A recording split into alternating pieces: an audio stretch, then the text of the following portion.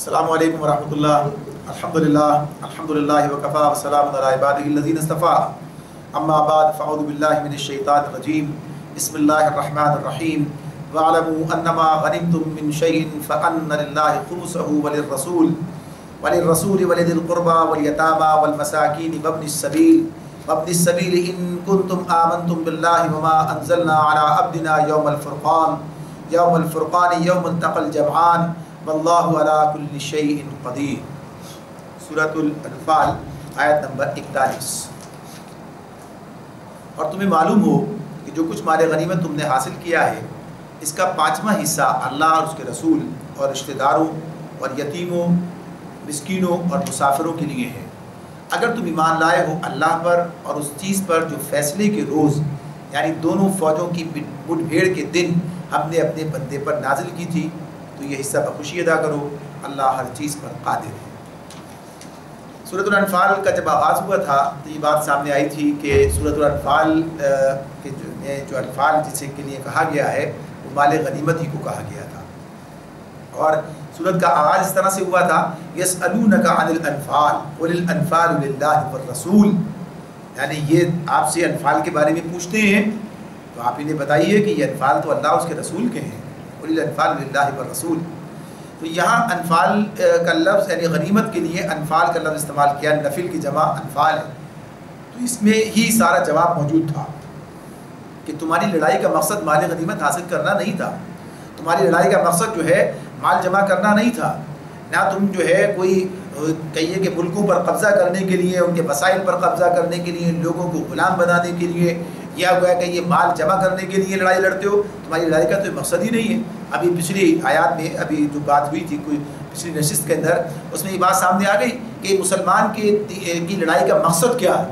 وہ تو برائی کا خاتمہ کرنا چاہتا ہے دنیا سے، وہ تو بھلائی کا پیغام لے کر کھڑا ہوتا ہے، وہ تو معاشرے کے اندر عدل کا نظام قائم کرنا چاہتا ہے، وہ معاشرے کو جو ہے کہ یہ ظلم و ستم سے بچانا چاہتا ہے. تو اس کا اصل ہدف تو یہ، اور یہ کام کس کے لیے کرنا چاہتا ہے کہ اللہ کی رضا حاصل ہو. اللہ نے اسے یہ کام اس کے سپرد کیا ہے، اللہ نے اسے یہ ذمہ داری دی ہے کہ وہ یہ کام دنیا کے اندر انجام دے، وہ دنیا سے بغاوت کا، اللہ سے بغاوت کا اور ظلم اور ستم کا خاتمہ کرنے کی کوشش کرے، اور اللہ کا دین جو ہے اسے قائم کرنے کی جد و جہد کرے. اسی کے لیے جنگ کا موقع بھی سامنے آ جاتا ہے. تو اب اس میں یہ ایک اضافی بات ہے کہ اللہ کی طرف سے یہ بھی اہل ایمان کو گویا کہ یہ خصوصیت حاصل ہو جاتی ہے کہ دشمن جو مال چھوڑ کر بھاگتا ہے، یا دشمن سے جو مال مسلمانوں کو حاصل ہو جاتا ہے جسے غنیمت کہا گیا، اور مال فے بھی اس کا جیسے بات آئی تھی شروع میں کہ فے بھی کہا جاتا ہے، غنیمت بھی کہا جاتا ہے، انفال بھی اس کے لیے کہا گیا. تو یہ الگ الگ قسمیں کے حوالے سے بات ہے. انفال تو خیر سبھی کے لیے کہا گیا اس مقام پر. تو یہ اللہ تعالیٰ ان کے ہاتھوں سے نکال کر اللہ کی ملکیت میں جا کر اور پھر اللہ کے بندوں تک منتقل ہو جاتا ہے. تو یہ اللہ کا فضل ہے، اس کی مہربانی ہے، یہ تمہارا حصہ نہیں ہے. تو اس مقام پر یہ بات کہہ کر کہ یہ انفال کے بارے میں پوچھتے ہیں، انفال تو اضافی بات ہے، اور پھر پورا مضمون یہاں تک چلا آیا کس بات پر کہ یہ جنگ تو ہم نے تمہارے ساتھ مل کر لڑی اور ہمارے ذریعے سے تمہیں یہ جو ہے فتح نصرت حاصل ہو گئی. ٹھیک ہے، تمہارا اپنا جو کام ہے اس کا بدلہ اللہ تمہیں اس سے بہت زیادہ دے گا جتنا تم نے کام کیا ہے دنیا میں بھی آخرت کے اندر بھی. ان کا یعنی اس کو جو ہے اللہ نے تسلیم کیا ہے، ان کا گویا کہ تعریف بھی کی ہے، اور ساتھ ساتھ یہ احساس بھی دلایا ہے کہ اللہ کے کام کو اسی انداز سے اپنے سامنے رکھیں اور کوئی دنیاوی منفعات اس کے اوپر غالب نہ آنے پائے. دیکھیے اللہ تعالیٰ چاہتے کیا ہے. اللہ تعالیٰ ہمارے سامنے بات رکھتے ہیں جو دین کا خلاصہ کہیں نا، دین کا ایک مزاج، اس کی روح کیا سامنے آتی ہے کہ اپنے آپ کو اللہ کے لیے خالص کر لو. اخلاص درکار ہے. اگر کوئی بھی چیز، کسی بھی چیز کی محبت، کسی بھی چیز کی طلب انسان کے اندر ماں سوا اللہ کے سوا پیدا ہو جاتی ہے تو کام خراب ہو جاتا ہے، شرک پیدا ہو جاتا ہے، معاملہ ہوتا ہے. اس لیے کیا چاہتا ہے وہ کہ ٹھیک ہے یہ تمہیں ملے گا مگر اس کی طلب تمہارے اندر نہیں پیدا ہونی چاہیے. جیسے غزوہ احد کے اندر یہ بات کہی ہے. حالانکہ معاملہ کیا تھا اس وقت، بات یہ تھی بدر میں پہلے فیصلہ ہو چکا ہے مال غنیمت کا کہ کیا تقسیم ہوگی اس کی، لیکن وہاں بھی کہ غنیمت جمع کرنے کا شوق کیسے پیدا ہو گیا تمہارے اندر، یعنی تم نے کام چھوڑ کے یہ کام شروع کر دیا.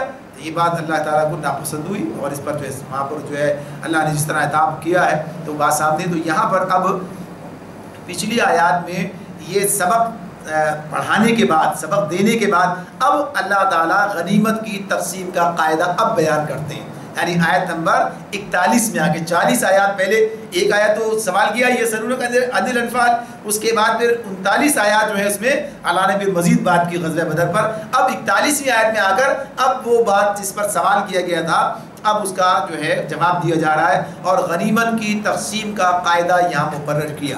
تو کیا بتایا کہ جو مال غنیمت تم نے حاصل کیا ہے اس کا 5واں حصہ اللہ اس کے رسول، رشتہ داروں، یتیموں، مسکینوں اور مسافروں کے لیے.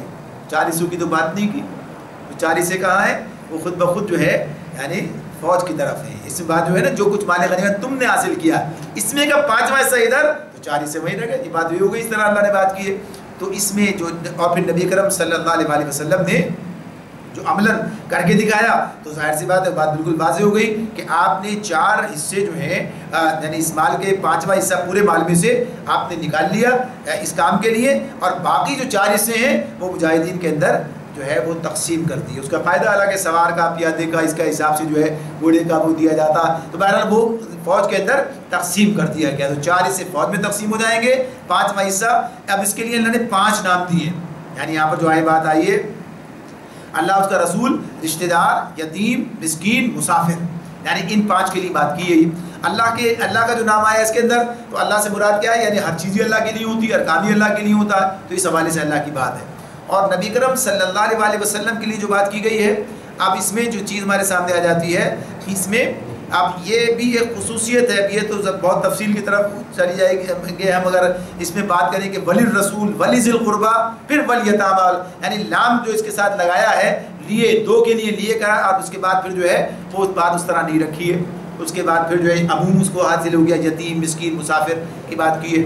تو بنیادی طور پر اس مال پر رسول کو جو ہے اختیار دیا گیا ہے کہ وہ اسے ان مداد میں خرچ کرے گا، یا ان میں سے جہاں مناسب سمجھے گا، جتنا چاہے گا اس کے اعتبار سے خرچ کرے گا. اس میں نبی کرم صلی اللہ علیہ وسلم کو بھی شامل کیا گیا ہے کہ آپ کے جو اپنی ذاتی معاملات، اخراجات، آپ کی جو اپنی ذاتی ضروریات، ان سب کے لیے بھی یعنی مال غنیمت کے جو 5واں حصہ خمس ہے اس میں سے آپ بھی اپنا نفقہ جو ہے وہ اس میں سے حاصل کریں گے، اپنے اقربا کے لیے بھی اسی میں سے لیں گے. تو اب اس میں یتیم، مسکین، مسافر کا معاملہ تو صاف ہے، لیکن یہ رسول اور رشتہ دار کا مراد کیا ہے؟ رسول سے، رشتہ دار سے مراد کیا ہے؟ رسول کے رشتہ دار، یعنی کس کے رشتہ دار ہیں یہ؟ رسول کے، نبی صلی اللہ علیہ وسلم کے رشتہ داروں کی بات ہو رہی ہے. وہ بھی آپ کی دائرہ کے ذمہ داری کے اندر آتے تھے، تو آپ جو کام کر رہے تھے اس میں مزید کوئی کام کرنے کی گنجائش تو تھی نہیں، تو اللہ نے یہ انتظام اس کے لیے کیا تھا.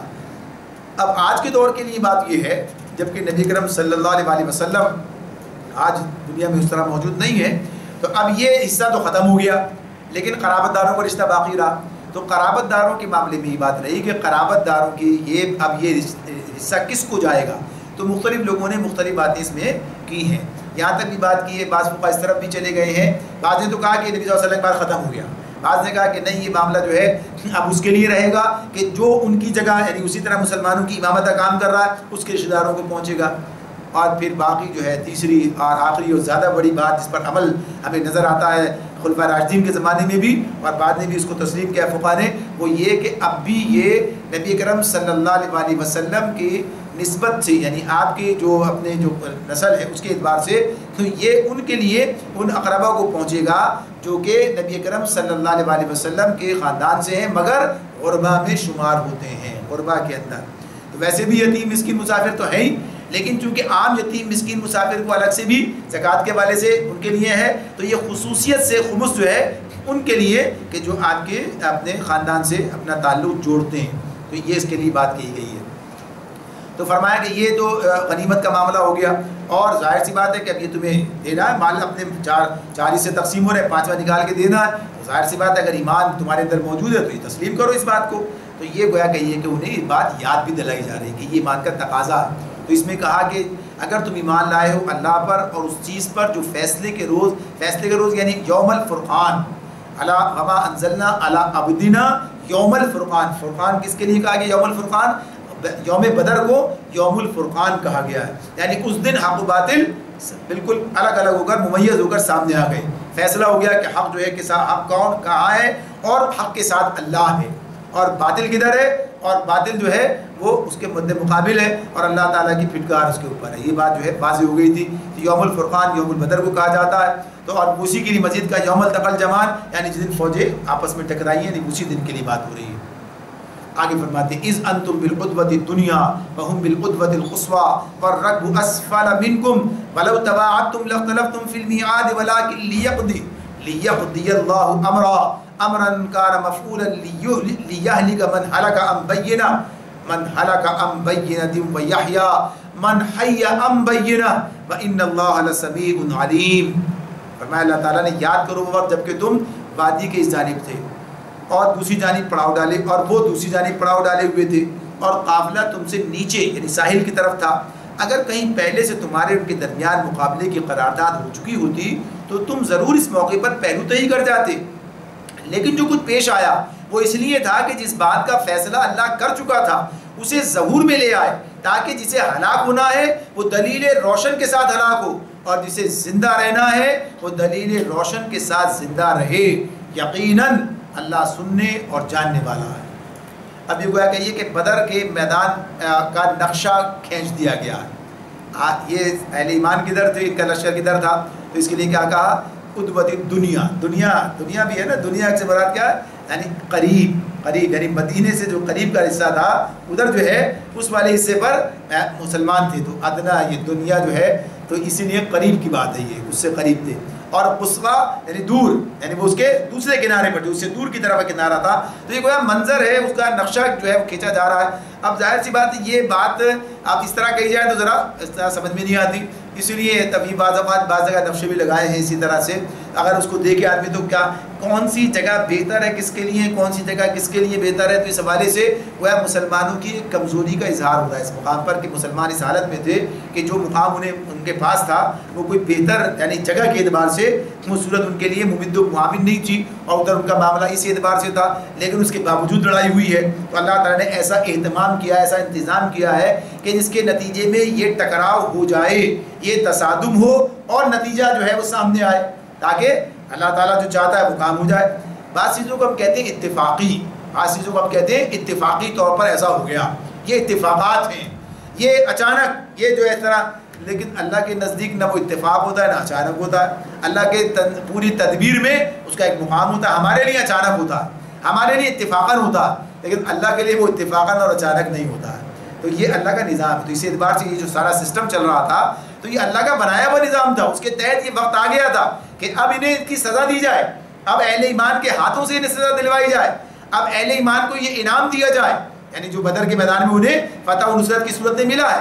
تو یہ نقشہ کھینچ کر بتایا جا رہا ہے کہ اہل ایمان یعنی ایک ایسے حالات تھے کہ اگر ان کے درمیان تمہارے ان کے درمیان مقابلے کی قرارداد ہو چکی ہوتی، یعنی کوئی باقاعدہ منصوبے کے مطابق سارے اقدامات ہو رہے ہوتے اور لڑائی کا پہلے سے معاملہ ہوتا کہ تو اچانک سارے معاملات ہوئے ہیں اس اعتبار سے کہ ادھر قافلے کا معاملہ سامنے آیا، قافلے کی حفاظت کے لیے نکل کے وہ سامنے سے آ گئے، اور ادھر سے اہل ایمان نے کہا کہ نہیں اب یہ تو مارکا کا وقت آ گیا ہے، لہٰذا مقابلہ کرنا ہی کرنا ہے. یعنی ایسے حالات جو ہیں ایسے بن گئے کہ ٹکراؤ کی صورت پیدا ہو گئی.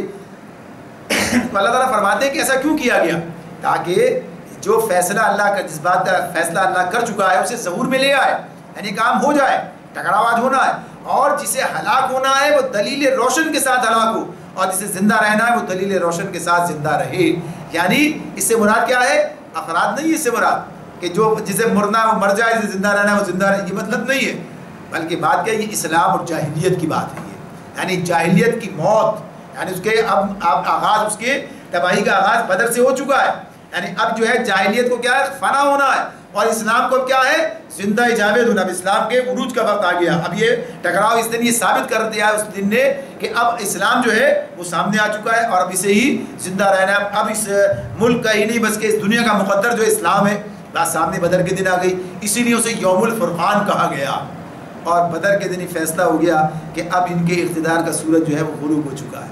یعنی مشرکین کا معاملہ جو ہے ختم، سمٹ گیا، بڑے بڑے ان کے جو ہے لیڈر مارے گئے اور صورتحال سامنے آ گئی، اور بہرحال ہی مسئلہ ہو گیا ختم.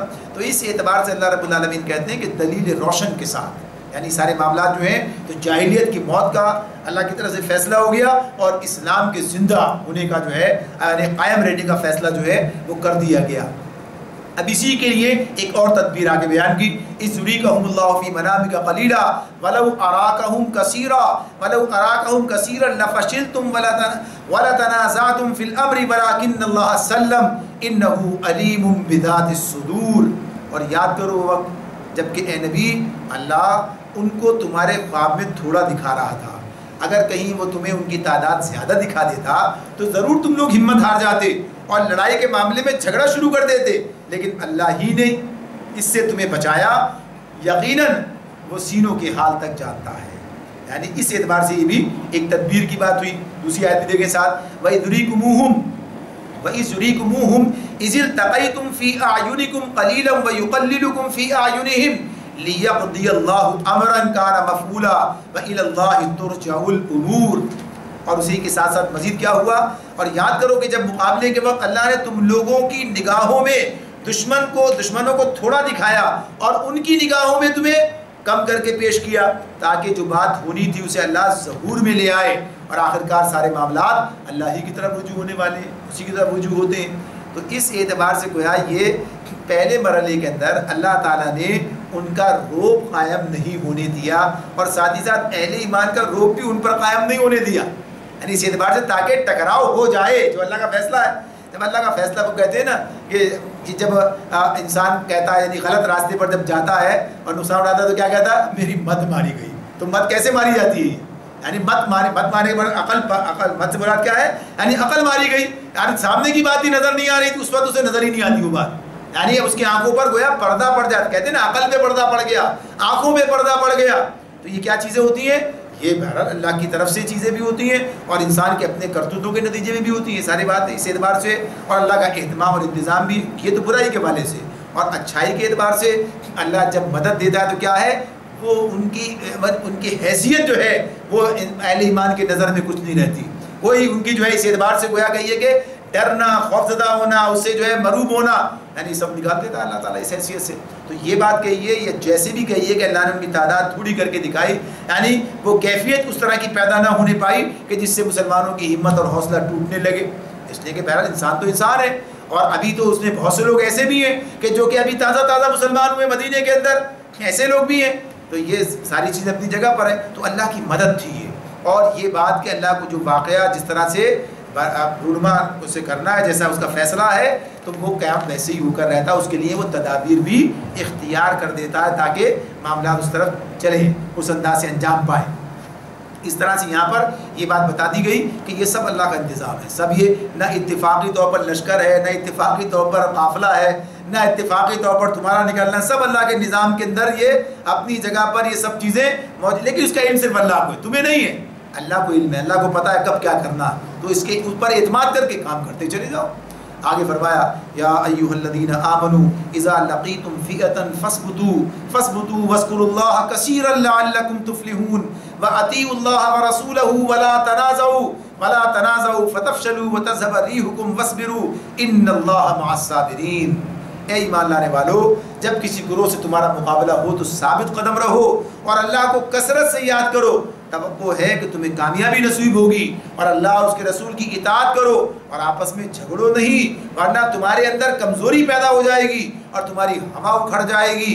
صبر سے کام لو، یقیناً اللہ صبر کرنے والوں کے ساتھ ہے۔ ان دونوں آیات کے اندر بڑی باتیں ہیں جو ہمارے سامنے بیان کر دی گئی۔ پہلی بات تو یہ ایک یعنی ادب کی بات بھی ہے، ضرورت کی بات بھی ہے، اور انسان کے لیے گویا کہ اللہ کی طرف سے نصرت کا بندوبست بھی ہے۔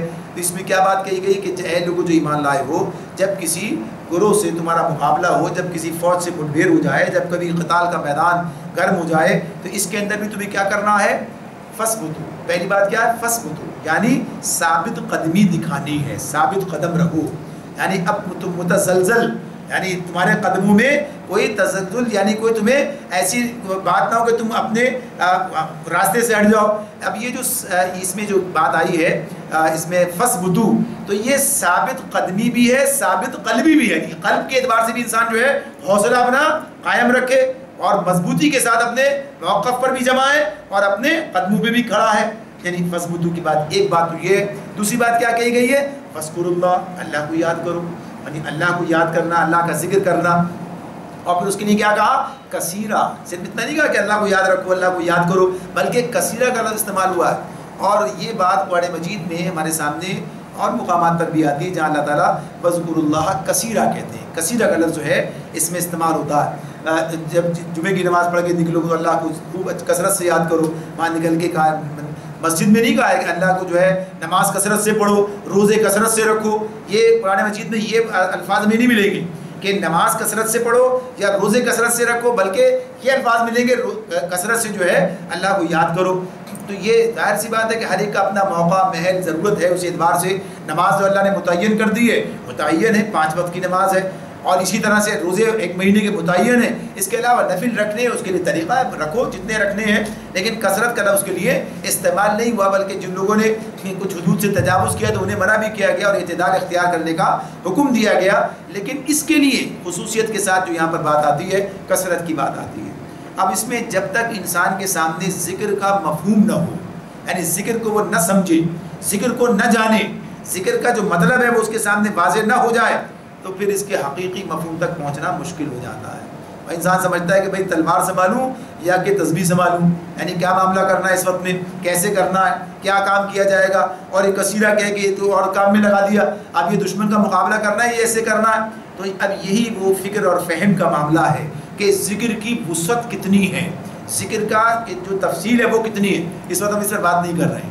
اس پر جو ہے یعنی یہ پوری جگہ کسی موقع پر جا کر انشاءاللہ اس پر بات کریں گے کہ ذکر کے مفہوم کو پوری طرح سے واضح کیا جائے. بنیادی طور پر یہ کیا ہے؟ اللہ کو یاد کرنا، اللہ کو یاد رکھنا، اللہ کو یاد کرنا، اللہ کو یاد رکھنا اور اللہ کی اطاعت کرنا. اسی اعتبار سے آگے اطاعت کی بات آ بھی رہی ہے. تو اس لیے یہ بھی کہا گیا کہ جب انسان اللہ رب العالمین کے بتائے ہوئے راستے پر، اس کے اطاعت کے راستے پر چلتا ہے تو گویا وہ ذکر اللہ میں ہی مشغول ہوتا ہے. اس لیے کہا گیا کہ عالم کی اس کے بارے میں، عالم اور عابد کے بارے میں کہا گیا کہ اس کا سونا بھی عبادت ہے. عالم کا سونا اس لیے کہ وہ اپنے اس علم کے ماتحت، یعنی اللہ نے جو راستہ بتایا اس کے تحت یہ کام بھی کر رہا ہے. تو یہ بھی کیا گویا کہ عبادت کے اندر شمار کیا. اس بنیاد پہ کیا کہ اب چونکہ وہ اطاعت کے حوالے سے وہ سارے کام کرتا ہے کہ چونکہ اسے پتا ہے کہ اب ایک آدمی سوچتا ہے بھائی جلدی کرو، جلدی سے سونا ہے، صبح جو ہے تہجد کے اندر اٹھنا چاہتا ہوں، اور سوتے وقت جو ہے اللہ کو یاد کر کے سوتا ہے اور صبح اٹھنے کے لیے فکر مند ہے. اس کا سونا کیا ہے؟ یہ ظاہر سی بات ہے، یہ تو اٹھنے کے لیے سو رہا ہے. یہ سو کس کے لیے رہا ہے؟ اٹھنے کے لیے سو رہا ہے. یہ کہ اٹھنا ہے مجھے، اس لیے سو رہا ہوں میں تاکہ میں اٹھ سکوں اور آ کے اللہ کے آگے کھڑا ہو سکوں. یعنی کہ چاہے فجر کی نماز کی بات ہی کیوں نہ ہو، یعنی فجر کے لیے اٹھنا بھی اپنی جگہ ایک کام ہے. فجر کے معاملے میں بھی یہ صرف تہجدی کی بات نہیں ہوگی، اصل تو فجر ہے جو اللہ نے فرض کی ہے انسان کے اوپر. تو اب اس کا یہ بات پہلو بھی اپنی جگہ پر رہے گا، اللہ کو یاد کرتے کرتے کام کر رہا ہے. تو بنیادی طور پر اس کے اندر ایک بات تو یہ ہے کہ اپنے تمام کاموں کو انجام دیتے ہوئے اللہ سے غافل نہ ہو جاؤ. جب آدمی پر کوئی سخت وقت آتا ہے، کوئی پریشانی کا وقت آتا ہے، کوئی مصیبت کا وقت آتا ہے، تو عام طور پر یہ چیزیں اسے بھول جاتی ہیں. اب وہ کیا ہے؟ اب وہ حالات دیکھتا ہے، حالات کدھر جا رہے ہیں، کیا کر رہا ہے دشمن، کیا کر رہا ہے فلاں، کیا ہو رہا ہے ادھر، کیا ہے ادھر، کیا ہے. سب چیزیں اپنی جگہ پر، یہ ساری باتیں دیکھنا سمجھنا، لیکن اصلاً کیا ہے؟ اللہ کو یاد رکھو، اللہ کا ذکر کثرت سے کرو. یعنی یہ بات یاد رکھو کہ اللہ تعالیٰ نے اس موقع کے لیے کیا ہدایات دی ہیں، اللہ تعالیٰ اس موقع پر تم سے کیا مطالبات کرتے ہیں، اللہ تعالیٰ کی طرف سے کون سا راستہ تمہارے سامنے رکھا گیا ہے، اس پر اعتماد، اس پر توکل، اس پر بھروسہ، یعنی ساری چیزیں. اور پھر اسی معاملے میں تمام جو احکامات ہیں ان کے مکمل طور پر عمل کرنا، اور ساتھ ساتھ اللہ کو یاد کرنا بھی، یعنی زبان سے بھی یاد کرنا ہے، یہ دل سے بھی یاد کرنا ہے، یہ اور عمل سے بھی یاد کرنا ہے. یہ کیا بات ہوئی؟ زبان سے بھی یاد کرنا ہے، دل سے بھی یاد کرنا ہے اور عمل سے بھی یاد کرنا ہے. عمل میں بھی اس کے خلاف نہ جانے پائے، اس کے خلاف نہ جانے پائے. یعنی زبان تو اللہ کی ذکر سے تر ہو، لیکن عمل کے میدان میں اللہ کے خلاف جا رہے ہو، اللہ کی یعنی بغاوت کر رہے ہو، تو یہ بات نہیں چلے گی. یعنی یہ بات جو ہے تو ذکر کا مطلب جو اس اعتبار سے کہا کہ میدان مقابلے میں بھی ایک مسلمان کی شان یہی ہے، ایک مسلمان کا جو معاملہ ہے کہ وہ کسی بھی جگہ، کسی بھی مقام پر وہ اللہ سے بے نیاز نہیں ہوتا، چاہے کیسے حالات کیوں نہ ہو جائے، مشکل سے مشکل حالات کیوں نہ ہو، اور آسائش کے اور وہ کہیے کہ نعمتوں کے کتنے ہی معاملات کیوں نہ ہوں، ہر حال میں اللہ کو یاد رکھتا اور اللہ کے احکامات کو یاد رکھتا ہے. اس سے غافل نہیں ہو نہیں پاتا. تو اس معاملے میں یہ بات یہاں بتا دی گئی کہ اس کے اندر جو تمہیں کامیابی سے ہمکنار کرنے والی جو چیز ہے وہ کیا ہے؟ وہ کامیابی سے ہمکنار کرنے والی چیز اللہ کی یاد ہے. اچھا، اسی کے اندر یہ بات بھی ہے، پہلے کیا کہا تھا؟ فثبتوا. پہلے کیا کہا تھا؟ فثبتوا، یعنی ثابت قدمی. اب ثابت قدمی کے لیے بھی کیا چیز درکار ہے؟ یہ ثابت قدم کیسے رہے گا؟ حوصلہ کیسے بنے گا؟ یعنی انسان کا حوصلہ کیسے بنے گا؟ دل کا اطمینان کیسے حاصل ہوگا؟ یعنی انسان کا جو حوصلہ ہے اور ثابت قدمی ہے وہ اللہ کو یاد کرنے کے نتیجے میں ہوگی، ورنہ ثابت قدم نہیں رہ سکتا. دنیا کی جو دیگر یعنی ظاہر اسلام کے علاوہ جو آپ کے سامنے ظاہر سبھی لوگ یہ کام کر رہے ہوتے ہیں، مقابلے ہیں، فوجیں ہیں، سب چیزیں، تو اب وہ سارے اہتمام کرتے ہیں، ان کے پاس یہ چیز نہیں ہے. ان کے پاس یہ نہیں کہ اللہ کی یاد کے ذریعے سے، اللہ کے ذکر کے ذریعے سے، اللہ کے ساتھ تعلق قائم کر کے اپنے فوجیوں کا مورال جو ہے وہ بلند کریں، ان کا حوصلہ بلند رکھیں، ان کو ثابت قدمی جو ہے وہ مل جائے. یہ بات آگے آئے گی ہمارے پاس، شاید آج تو نہ آ سکے، اس کے اندر یہ بات آئے گی جہاں پر یہ بات ہے کہ یہ تفقہ ان کے اندر جو فقہ ہے، سمجھ ہے ان کے اندر، اس لیے یہ ایک کے مقابلے میں 2 اور ایک کے مقابلے میں 10، یعنی کافروں کے 10 کے مقابلے میں 1 اور 2 کے مقابلے میں 1، دونوں کی باتیں اس میں آگے آئیں گی. تو یہ کس بنیاد پر ہے؟ ان کی جو مورل جو کیفیت ہے، ان کی پوزیشن ہے، جس صورتحال میں ہے، جو تفقہ فی الدین ہے، اس کا نتیجہ ہے یہ. تو یہ بہرحال یہ کس کے نتیجے میں حاصل ہوتا ہے؟ اللہ کے ساتھ وابستگی، اللہ کی یاد، اور اس کا تعلق صرف میدان جنگ سے نہیں ہے، اس کا تعلق زندگی کے ہر مرحلے سے ہے، اس کا تعلق زندگی کے ہر مرحلے سے ہے، ہر موقع سے ہے، کہ انسان اپنے رب سے، اپنے رب کی یاد سے غافل نہ ہونے پائے. قرآن مجید میں اللہ تعالیٰ اس بات کو ہمارے سامنے رکھتے ہیں، جیسی مجھے بھی بات ہو رہی تھی جمعے کی نماز کی، فَإِذَا قُضِيَتِ الصَّلَاةُ فَانتَشِرُوا فِي الْأَرْضِ وَابْتَغُوا مِنْ فَضْلِ اللَّهِ فَاذْكُرُوا اللَّهَ كَثِيرًا فَاذْكُرُوا اللَّهَ كَثِيرًا لَعَلَّكُمْ تُفْلِحُونَ، تاکہ تم فلاح پا جاؤ. اللہ کو کثرت سے جب نماز سے فارغ ہو جاؤ تو زمینیں پھیل جاؤ، اللہ کا ذکر، اللہ کا فضل تلاش کرو. اور یہاں فضل سے مراد کیا ہے؟ یعنی معاش کی سرگرمیاں اس کے اندر سرگرم ہونے کے بعد، لیکن یہاں بھی اللہ کو کثرت سے یاد رکھو، تاکہ تم یاد کرو تاکہ تم فلاح پا جاؤ. تو یہاں یہ کہ ظاہر اس کام کو کرنے کے جو تقاضے ہیں، یہاں بھی اللہ کو یاد کرتے ہوئے، اللہ سے ڈرتے ہوئے کام کرو، یہاں بھی اللہ کے احکامات کی پابندی کرو، یہاں بھی اس سے غافل نہ ہو جاؤ، یہاں بھی اس کی یاد تمہارے اوپر جو غالب رہے. یعنی بعض اوقات کیا ہوتا ہے، انسان صرف اللہ سے ڈر کر بہت سارے معاملات کرتا ہے، یا اللہ کی محبت میں کسی کی مدد کرتا ہے، یا اللہ کی خاطر جو ہے اپنا حق چھوڑ دیتا ہے، یا اللہ کی خاطر دوسرے کا حق ادا کرتا ہے، یعنی کمزور کا بھی کر دیتا. تو یہ سب چیزیں اللہ کی یاد کے ساتھ وابستہ ہیں. اور یہ بات بھی بات ہو جائے واضح، جیسے میں نے عرض کیا تھا کہ نماز کی کثرت اور روزے کی کثرت کی بات نہیں، ذکر کی کثرت کی بات ہے. تو فی الاصل اس سے مراد اس کے اپنے مقامات کو گھٹانا نہیں، نماز خود ذکر ہے، نماز خود ذکر ہے. اقیم الصلاۃ لذکری، نماز قائم کرو میری یاد کے لیے، یہ حکم اللہ تعالیٰ کا. تو غرض یہ کہ بنیادی طور پر بات یہ ہے کہ ہر ایک، جیسے کہتے ہیں نا، انسان کے جسم کے اندر ایک خون کا دورانیہ، جو خون جو دوڑ رہا ہے، تو یہ خون جو ہے یہ بظاہر بتاتے خود تو کوئی چیز نہیں ہے. یعنی اس کے بارے میں کہیں، آپ یہ کہیں کہ دل، گردہ، پھیپھڑا، فلاں، یہ چیزیں سب چیزوں کا مقام ہے، لیکن یہ سب چیزوں کا مدار کس چیز پر ہے؟ ان سب کا مدار خون کی روانی پر ہے، خون کی روانی پر ہے. اسی لیے کیا کہا کہ کون سا نماز پڑھنے والا سب سے زیادہ اچھا ہے؟ پوچھا نبی صلی اللہ علیہ وسلم سے، کون سا نماز پڑھنے والا؟ کہا جو اس میں زیادہ اللہ کو یاد رکھے، جو اللہ کو اس میں زیادہ یاد کرے، یعنی ذکر کثرت سے کرے اس کے اندر. کہا کون سا جہاد کرنے والا بہتر ہے؟ کہا جو اس میں زیادہ اللہ کو یاد کرے. یعنی ہر جگہ کیا ہے؟ تو یہی بات ہے کہ جب خون کی روانی اپنے عضو کے اندر مکمل طور پر جاتی ہے تو وہ کیا ہوتا ہے؟ صحت مند ہوتا ہے. اور اگر وہاں خون کی روانی رک جائے تو کیا ہوتا ہے؟ یا تو وہ ناکارہ ہو جاتا ہے، یا اس کی کارکردگی میں فرق آ جاتا ہے. یہی ہوتا ہے نا، جب وہ پورے طور پر وہاں نہ پہنچے تو کیا ہوتا ہے؟ کارکردگی میں یا تو پورا نہیں پہنچا. اب آپ کا پیر سن ہو گیا، کیوں سن ہو گیا؟ بھائی خون کی روانی جو ہے وہاں تک نہیں ہوئی، اب کیا ہو گیا؟ وہ تھوڑی دیر کے لیے معطل ہو گیا، خراب ہو گیا، حالانکہ معاملہ ٹھیک تھا. تو ایسی ہی باقی جو زیادہ ہو جائے تو یہ سارا معاملہ کیا ہے کہ وہ چیز جو بمنزلہ، یعنی خون کے جیسے انسانی کے تمام اعمال کے اندر ہے، وہ ذکر الہی ہے، اللہ کی یاد ہے. یہ کوئی اصطلاحی قسم کے معاملات نہیں ہیں جو لوگوں نے اختیار کر لیے، بلکہ مطلقاً اللہ کی یاد ہے. ہر آدمی کا اس اعتبار سے اللہ سے وابستہ رہنا، ہر معاملے میں اس کو یاد رکھنا، ہر وقت اور ہر موقع پر اس سے بے نیاز نہیں ہونا، بلکہ اسے اپنے سامنے رکھنا اور تمام ان چیزوں کی پابندی کرنا جو بتائی جا رہی ہے. تو یہ ہے کثیرہ کی بات. تو اس اعتبار سے اسی لیے اس کے اندر کیا ہے؟ کوئی پابندی نہیں ہے. کیا کہا اس میں؟ اللہ تعالیٰ نے سورہ آل عمران کے آخری رکوع میں بھی کہا، اور کئی مقامات پر بھی آتی بات، اس میں کہا کہ بس اللہ کو یاد کرو لیٹے جنوباً، یعنی لیٹے بیٹھے اور کھڑے، ہر حال میں جو ہے کہ اللہ کو یاد کر رہے ہوتے ہیں. تو یہ اس لیے کوئی پابندی نہیں ہے اس کے اندر، وضو کی پابندی نہیں ہے اس کے اندر، قبلے کی پابندی، یعنی جیسے بھی وہ آدمی الفاظ کے ذریعے یاد کرتا ویسے تو دل میں یاد ہے. اصل چیز جو ہے وہ یہ ہے. اور پھر اس کے بعد پھر مزید کیا بات کہی؟ اطاعت کرو اللہ اور اس کے رسول. یہ تیسری بات آ گئی، اطاعت کرو. اب اسی کے اندر یہ بات تھی، جس کو یاد رکھا ہے تو اسی لیے تو یاد رکھا ہے کہ اطاعت کی جائے.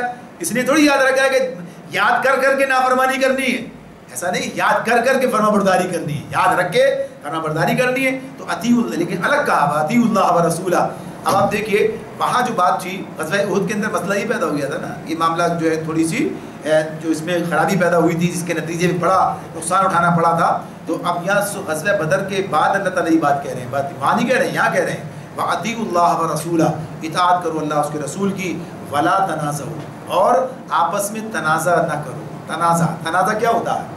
یہ تنازع جو ہوتا ہے اس کی بنیاد کیا ہوتی ہے؟ تنازع کس بنیاد کیا ہوتا کیا ہے؟ تنازع بنیادی طور پر جھگڑا ہے. دیکھیے رائے کا اختلاف جھگڑا نہیں ہے، رائے کا اختلاف جھگڑا نہیں ہے. رائے پر اصرار اور پھر اس کے لیے غلط طریقے اختیار کرنا یہ جھگڑے کا ذریعہ ہے، سبب ہے.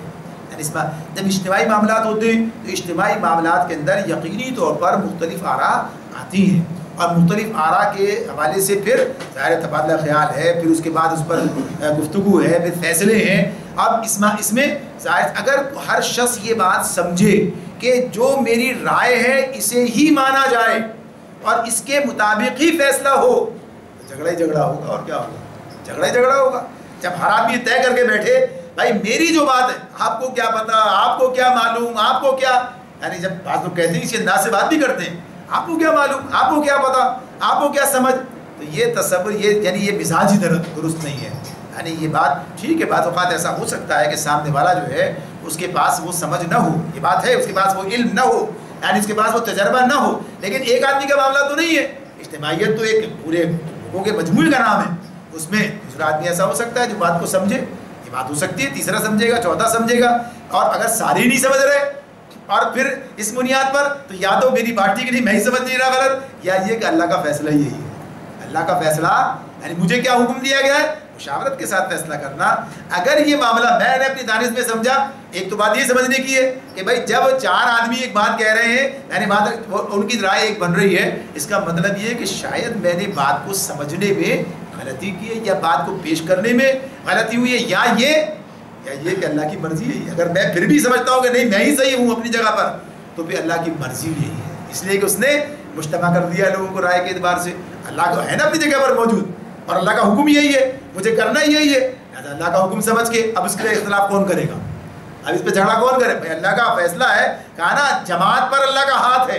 جماعت پر جماعت جو فیصلہ کر دے، جماعت سے مراد کیا نہیں، جو مشاورت سے فیصلہ ہو جائے وہ جماعت کا فیصلہ ہے، وہ چاہے میرے فیصلے کے میری رائے کے خلاف ہے وہ فیصلہ. لیکن چونکہ اب مجھے کس طرح سے دیکھنا ہے، اللہ کا فیصلہ. اللہ نے شاید اس کو ایسی طرح سمجھا ہے، اللہ نے ایسا ہی چاہا ہے، یعنی اللہ کی طرف سے ہی بات ہے. چاہے میں اپنی دانش میں سمجھ رہا ہوں کہ بات تو یہی ٹھیک ہو سکتا ہے، کل وقت ثابت کر دے کہ یہ بات ٹھیک تھی. اب ایسا بھی نہیں ہے کہ اب لوگوں کو جتانا بھی یہ ساری باتیں ایک میں بتا رہا تھا نا آپ کو، اور دیکھیے پھر وہی ہوا اور سب کو الزام دینا اور سب کے ساتھ یہ معاملہ بھی نہیں. ٹھیک ہے، جو جماعت کا فیصلہ وہ سب کا فیصلہ اور وہی اللہ کی مرضی. تو یہ تنازع پیدا اس بنیاد پر ہوتا ہے. ظاہر سی بات ہے کہ یہ اہل ایمان کی جماعت ہے. اہل ایمان کی جماعت میں مفادات کے ٹکراؤ کا تصور نہیں ہے، ورنہ مفادات کے ٹکراؤ بھی تنازع پیدا کرتا ہے نا. مجھے ملے، ان کو ملے. جیسے ابھی انفال کی بات آ رہی تھی نا، غنیمت کی، جیسے حکم آیا لا کے سب پیش کر دیا، کوئی جھگڑا نہیں ہوا، کوئی فساد نہیں ہوا، کوئی کہیے کہ اختلاف نہیں ہوا، کسی کو احتجاج نہیں کیا، کسی نے لا کے سب پیش کیا، سارا کا سب جیسے فیصلہ ہوا اس کے مطابق کام ہوا، تسلیم کیا، سربسر تسلیم کیا. تو یہاں بنیادی طور پر بات اس اعتبار سے ہوتی ہے، یعنی یہ تو پھر اگر مفادات کا ٹکراؤ ہو گیا اس کا مطلب ہے کہ معاملہ اور بھی بہت کچھ غلط ہو گیا ہے، پھر تو معاملہ کچھ اور چلا جائے گا. یعنی عام طور پر جو ہے رائے کی بات ہوتی ہے، عام طور پر فیصلوں کا معاملہ ہوتا ہے، اور میدان جنگ میں تو خصوصیت کے ساتھ یہ بات ہوتی ہے. تو کیا کہا یہاں پر کہ ولا تنازع، کہ تنازع مت کرنا، تنازع جھگڑا مت کرنا. اور اس میں ظاہر ہے کہ اس کے آگے جو بات آ رہی ہے اس سے اور بات واضح ہوگی. پھر کیا کہا فتفشلوا، جھگڑو نہیں، ورنہ کیا ہوگا، تمہارے اندر کمزوری پیدا ہو جائے گی اس جھگڑے سے. اب ظاہر سی بات ہے ایک تو اجتماعیت ہے، فیصلے مل جل کر کام کرنا ہے. جب آدمی جھگڑا کرتا ہے تو اس کے اندر ایک یعنی جتھے بندیاں تو پیدا ہوتی ہے، دو ادھر چلے گئے، تین ادھر آ گئے، دو ادھر ہو گئے. ظاہر ہے جو اجتماعیت ہے اس کی کٹی کمزوری کی ایک بات تو یہ ہے. پھر آدمی کے اپنے اندر جو اخلاقی جو اس کی صفات ہے اسی اعتبار سے بھی کمزوری پیدا ہو جائے گی، اخلاقی طور پر بھی کمزوری پیدا ہوگی. یعنی اس اعتبار سے بھی گویا کہیے کہ اور تنہائی بھی اسے حاصل ہوگی. اور پھر تیسری نتیجہ کیا نکلے گا، وَتَذْهَبَ رِيحُكُمْ، اور تمہاری ہوا اکھڑ جائے گی. ہوا کہاں اکھڑتی ہے؟ دشمن کے مقابلے میں اکھڑتی ہے، آپس میں نہیں اکھڑتی ہے ہوا. دشمن کے مقابلے، دشمن کیا دیکھ، دشمن کی پوری نظر ہوتی ہے، دشمن کی پوری نظر ہوتی ہے. اور دشمن تو پوری دشمنی اپنی جو کرتا ہے اور دشمن اس حوالے سے جو کام کرتا ہے تو پھر اس میں اپنا سارے سب پر نظر رکھتے ہوئے اپنا کام کرتا چلا جاتا ہے. اور ایک دشمن اور بھی جو ہر وقت ساتھ لگا ہوا ہے تو شیطان اسے بھی در اندازی کرنے کا موقع ملتا ہے نا, در اندازی کرنے کا, اچھا وہ اور آگے بڑھاتا ہے, اس خلیج کو اور وسیع کرتا ہے, اس معاملے کو اور ہوا دیتا ہے, اور سارے معاملات جو ہیں اسے موقع مل جاتا ہے. جسے کہا نا کہ جب یہ دراڑ پڑے گی تو موقع ملے گا, پانی اندر آئے گا. لیکن اگر یہ مضبوط ہے, بنیاد مرصوص ہے, تو پھر اس کے اندر اسے دراڑ ڈالنے کا موقع نہیں ملے گا, اس کے اندر یہ کیفیت اس کو نہیں حاصل ہوگی. یہ تو صفوں کی بات ہے, صفوں کو مضبوط بنانا, مل کر کھڑا, ہم نے اس کی ظاہری شکل کو ہی لے لیا ہے. یعنی جب لوگوں کے اندر آپس میں بھائی کیسے یہ ذرا سا اس کے ساتھ کھڑے ہونے میں اس میں جو ہے کچھ تعارض ہو رہا ہے, کچھ معاملہ ہے, کیا دل میں کوئی بات پیدا ہو رہی ہے, اس کی ذات کے اعتبار سے, اس کی صفائی, مختلف چیزیں انسان کے اندر چیزیں ہیں. تو یہ آہستہ آہستہ تو شیطان کو موقع ان چیزوں سے حاصل ہوتا ہے کہ وہ کیا کرے آگے بڑھ کر, یعنی معاملات ہیں. تو غرض یہاں جو بات ہو رہی ہے کہ اگر تم آپس میں تنازع کیا تو تنازع کے نتیجے میں کیا ہوگا, تمہارے اندر کمزوری پیدا ہو جائے گی. اس کے نتیجے میں کیا ہوگا, وَتَذْهَبَ رِيحُكُمْ, اور تمہاری ہوا اکھڑ جائے گی. جب ہوا اکھڑ گئی تو کامیابی ختم ہو گئی. تو لہذا کیا کرو, فَاصْبِرُوا, صبر کرو. لہذا کیا کرو, صبر کرو. اب یہ تنازع اور صبر, اب یہ تو بیچ کی دونوں باتیں تو نتیجہ ہے, بیچ کی دونوں باتیں آپ نے تھوڑی کری ہے, یعنی انسان تھوڑی کر رہا ہے کمزوری اپنے اندر پیدا کر انسان. یہ تو تنازع کے نتیجے میں کمزوری ہے اور اس کے نتیجے میں ہوا اکھڑ گئی ہے. تنازع کا حل کیا ہے, صبر. تنازع کا حل کیا ہے, بھائی صبر کرنا. صبر جب آدمی کرتا ہے تو پھر کیا مسئلے حل ہو جاتے ہیں, پھر تنازع ختم ہو جاتے ہیں, جھگڑے ختم ہو جاتے ہیں. جب آدمی صبر کرتا ہے, جب اپنے ظاہر سی بات ہے یہاں صبر کا مفہوم کیا ہے, یہاں تنازع کے مقابلے یعنی آدمی رائے کا اظہار کرتا ہے, آدمی اپنے نفس کی جو اس کے اندر سے اٹھنے والا غبار ہے اس کو قابو میں کرتا ہے, اپنے موقف کے حوالے سے ٹھیک ہے جو کام اس کا اب جو تقاضا ہے وقت کا اس پر چلتا ہے, ٹھیک کام کرتا ہے. یعنی اس معاملے میں یعنی تنازع سے بچنے کی صورت کیا ہے, صبر کی صفت انسان کے اندر ہے. اس آدمی میں صبر نہیں ہے وہ جھگڑے میں لازمن پڑ جائے گا. جھگڑے ہوتے بھی کیسے ہیں, جب صبر نہیں کرتا آدمی. تو صبر کی صفت جو ہے یہ تنازع کو ختم کرنے والی ہے. تو یہ اجتماعیت کے حوالے سے بھی بات ہے اور ویسے بھی بات ہے ہمارے لیے. تو یہ اللہ نے کیا کہا, بس کرو, صبر کرو. تو صبر اپنے پورے مفہوم کے ساتھ بھی یہاں پر آئے گا, اور اس اعتبار سے بھی آئے گا کہ خصوصیت سے تنازع سے بچنے کے لیے بھی صبر کرو. ان اللہ مع الصابرین. بڑا مشکل کام ہے, بڑا مشکل کام ہے یار. ہم ہی سارے سبق پڑھاتے ہیں, ساری چیزیں بتائیں گے, اس اعتبار سے فلاں کو دیکھو, اس کا معاملہ دیکھو, اس اعتبار سے میں بالکل ٹھیک تھا, صحیح تھا اپنی جگہ پر, اور پھر بھی تو کیا کہا, ان اللہ مع الصابرین. بے شک اللہ صبر کرنے والوں کے ساتھ ہے. اگر اللہ کی مائیت میسر آ رہی ہے, اگر اللہ کا ساتھ میسر آ رہا ہے, اگر اللہ کی طرف سے نصرت میسر آ رہی ہے, اس سے بڑی کامیابی کیا ہے. لہٰذا ٹھنڈے میں صبر کرے, کوئی مسئلہ نہیں ہے. اگر فیصلہ جیسے بھی جو طریقہ ہے, قاعدہ ہے, ضابطہ ہے, قانون نے اس کی پابندی کرنی, اپنی بات پہنچانا, سارے معاملات, اس کے بعد بالکل کھلے دل کے ساتھ میں اپنا کام کرتے چلے جانا ہے. تو جو اجتماعیتیں ان اصولوں کی پابندی کریں گی وہ اسی طرح کامیابی حاصل کریں گی جیسے بدر کے میدان میں نبی کرم صلی اللہ علیہ وسلم کے ساتھ اہل ایمان فتح یاب اور کامیاب ہوئے تھے. اللہ تعالیٰ ہمیں ہدایات پر عمل کرنے کی توفیق عطا فرمائے. باخر دعوانا ان الحمد للہ رب العالمین.